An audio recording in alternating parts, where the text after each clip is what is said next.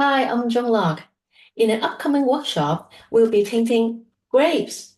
As you know, grapes is circular in shape. So what I'm going to do is I'm going to teach you how to load the brush and how to hold the brush so we can finish a piece of grape in one or two strokes, depending on your habits.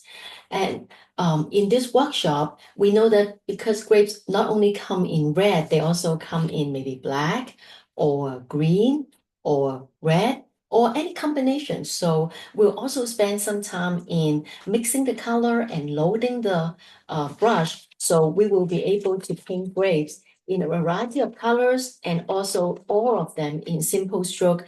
And yet you can actually achieve the 3D look on the grapes by loading the brush properly.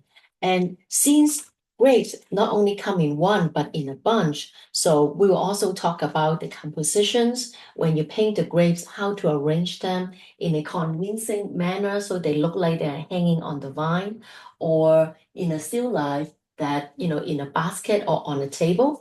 We will also, of course, also work on the leaves, the vines, how to load the brush, hold the brush, and also um, uh, do the composition as well. So in a nutshell, grapes painting is a design of dots, which are the grapes themselves, the plane, the leaves, and also lines, the vines. So I'll also talk about a little bit on the composition of making classic Sumier design with line, dots, and plane as well. So I hope to see you in this upcoming workshop to paint different kind of grapes in various colors, compositions, and also various arrangement. So hope to see you in my upcoming workshop on grapes. Thank you.